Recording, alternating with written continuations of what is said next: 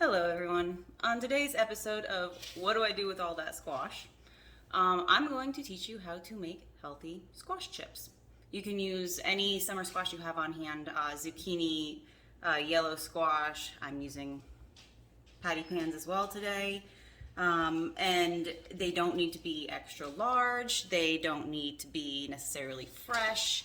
I use it to get rid of some of the extra I have in my fridge that may not be as fresh as it once was, but will still dehydrate into crunchy, yummy chips just fine. So these are the squash that I will be using today. You can see they're getting a little older, starting to get a little sponginess to them. A little beat up, might not last in the fridge as long anymore, but they'll be perfect for using for squash chips, and that way nothing goes to waste. So as always, you're going to start off by just cutting the ends off your squash and discarding them.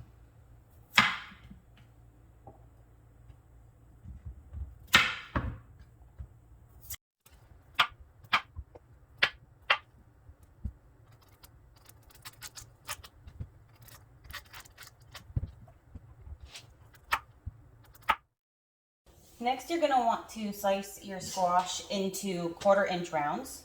I prefer to use a mandolin just because it makes a much more even slice. Every single slice will be the same thickness, which will help with uneven drying when you put it in the dehydrator. You don't need to peel them, you don't need to de-seed them, you just slice them nice and thin. About 1/4 inch in thickness. But again, you can play around with the thickness based on how you like your finished product to be.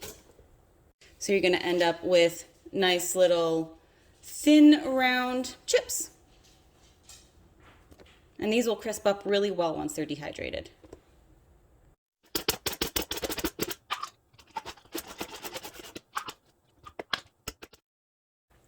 And you can use odd-shaped squash as well. You're just going to have odd-shaped chips. I mean, I'm not picky about the shape of my chips. Patty pan like this, I would probably just cut it in half, dehydrating it, and have 2 chips. It'll take up less space and will be more of a bite-sized chip, which is perfectly fine. That way you don't have that awkward shape.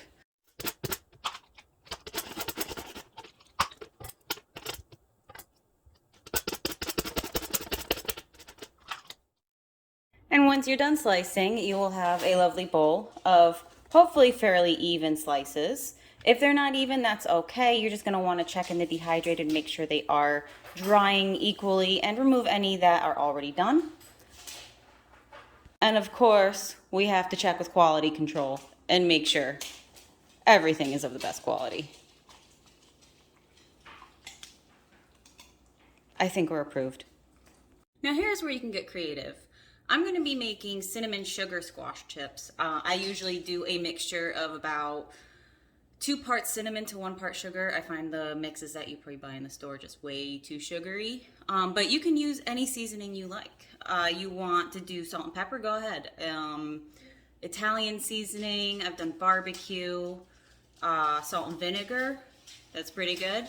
But just experiment, see what flavors you like. If there's a chip flavor that you really like, try to find a seasoning that may replicate that chip flavor. I'm still trying to find the perfect Cool Ranch flavor, but my efforts have not been successful so far. So now you're going to add your seasoning. I like to transfer everything into a bit of a smaller bowl and then toss the seasoning in that smaller bowl before adding it to the dehydrator, just so it gets a more even coating. Something worth noting with coarser seasonings, salt, sugar, stuff like that, they have a tendency to not stick quite as well than, say, the fine powdery seasoning or the leaf seasoning. So I do spray just a tiny bit of cooking spray, very, very small amount before putting my seasoning on, just to help it stick. Now, this is entirely up to you, and it's not required for all seasoning. It's, like I said, really more helpful with the coarser, larger grain seasoning. And keep in mind, a little seasoning goes a long way. So start light. You can always add more to future batches. But trust me, if you put too much on from the get-go, you can potentially ruin the whole batch. I found out the hard way that barbecue seasoning is not forgiving. It's very, very easy to overdo that. Same with Italian seasoning. That gets zesty real quick.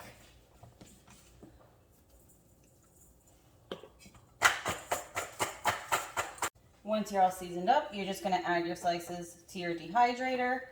They can be touching, but do not overlap them. You will end up with areas that don't dry where they are touching other squash.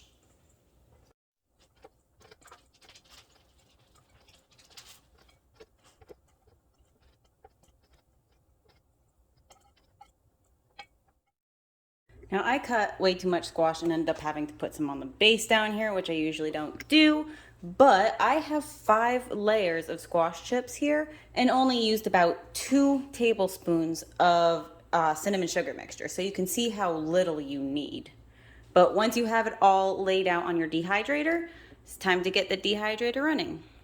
You're gonna set your dehydrator at 135 Fahrenheit, 58 Celsius to 145 Fahrenheit, 63 Celsius. It really depends on how much time you have. Obviously, it'll cook a little bit faster at the higher temperatures, but you do risk having some cook too fast and burn. I'm gonna go give those some time to cook. You can anticipate it between 6 and 8 hours. Mine, I can't really judge the time on. I have to check it periodically because mine's old, it's been abused, and it doesn't always dry consistently, especially if it's humid out. If it's really humid out, this thing takes a lot longer to dry. But I will check back here in a little while. So this has been going for about 7-8 hours now. I still have some that aren't quite ready, but it was an exceptionally humid day here, so that's not surprising. But I do have a few that I'm separating out now. Here, pretty crispy. You can tell that they're done. There won't be any flex to them. They'll just snap. Versus ones that are not done, they have a little bit more give. They may be a little crinkly, but there's still a little bit of bend left in them. Now I hope you enjoyed that video on how to make some nice healthy chip snacks. Keep experimenting with different flavors, see what you like. Now these will store for a very long time, months, if kept in an airtight container and thoroughly dried and not exposed to any moisture, but I mean, they don't usually last more than a week in my house. Have a good night. Till next time.